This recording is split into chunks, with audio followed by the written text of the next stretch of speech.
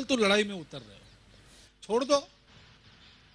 काहे को इतनी सारी बातें करना, जिससे हिंसा फैलेगी, जिससे क्रूरता होगी, जिससे सारा नाश होगा, ये सब क्यों कर रहे हो? आप तो जानते हो, तो उस धर्म का स्मरण करके आप ही थोड़ा नरम हो जाओ, चुप हो जाओ, अच्छा रहेगा। और क्षण भर के लिए युधिष्ठिर को, क्योंकि बात में तो दम है, ये भी तर्क हमारे शास्त्रों का ही है। सत्य अहिंसा की रक्षा सब कुछ खो के भी करनी है, तो हिंसा का रास्ता क्यों लेना? युधिष्ठिर को भी लगा। तब कौन खड़े हुए उस राज्यसभा में? भगवान श्री कृष्ण ही खड़े हो गए, और उन्होंने ऐसे कड़े शब्दों में संजय को डांटा कि उसको वापस ही जाना पड़ा। तो उस समय धर्म का रूप लेके अधर्म आया था युधिष्ठिर के सामने। हमको और प्रत्येक समाज को समूहशः इस प्रसंग का सामना करना ही पड़ता है, क्योंकि परिस्थिति हमेशा समान नहीं रहती।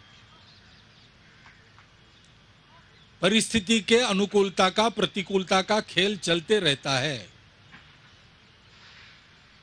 अनुकूल परिस्थिति में हर्षित होना और प्रतिकूल परिस्थिति में निराशा से बैठ जाना,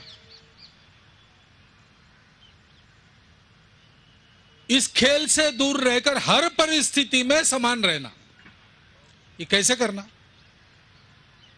भगवान ने यही बताया। मुझे तो लगता है, मैं तो कुछ जानता नहीं हूं, यहां पूज्य संत बैठे हैं, उनके सामने क्योंकि उतना समय बोलना है इसलिए मैं धृष्टता कर रहा हूं, परंतु मैंने जो समझा, भगवान ने पहली बात बताई कि भाग मत। तुम जिस परिस्थिति में हो उस परिस्थिति से मत भागो, उसका सामना करो। एक ही अनेक बना है, उस एकता के प्रकाश में सबको अपनत्व से देखो, और ये जानकर रहो कि ये सब यही रहने वाले हैं। तुम स्वतंत्र हो, अलग हो, स्वायत्त हो, तुम चले जाने वाले हो, तुम्हारा आना जाना तुम्हारा है। इसीलिए मोह में मत फंसो। अनभिस्नेह ऐसा शब्द है गीता में। अभिस्नेह आपने सुना है, विशेष स्नेह। वो विशेष स्नेह नहीं, क्योंकि विशेष स्नेह मोह होता है, पार्शियलिटी होती है, पक्षपात होता है।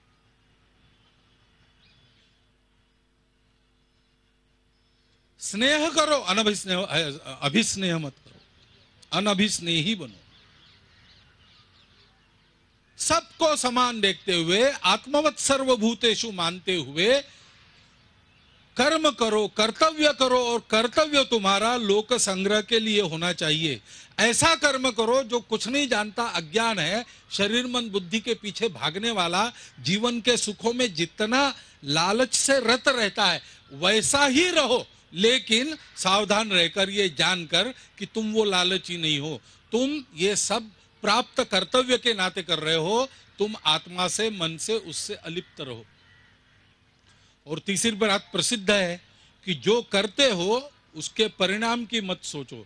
सबके साथ समदृष्टि रखकर अपना कर्तव्य तुम कुशलता पूर्वक करते हो, परिणाम क्या होता है उसमें से मैंने जो चाहा वो मुझे मिलता है कि नहीं, ये बिल्कुल मत सोचो, क्योंकि ये किसी के हाथ में नहीं,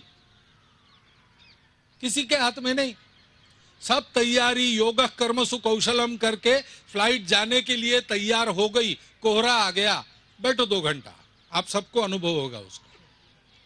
किसका? सबने सब अपना काम ठीक किया, लेकिन कोहरा आ गया, कौन क्या कर सकता है? ये दुनिया का नियम है, दुनिया में ये होते रहता है, सब बातें तुम्हारे हाथ में नहीं है। तुम क्यों फल की आशा करते हो? फल कार्य अपने हाथ है, फल प्रभु हाथ है। और इसलिए गीता का संदेश है, इन सब बातों को मन में स्थिर रखने के लिए एकांत में साधना करो। झी 24 तास रहा एक पाऊल पुढे।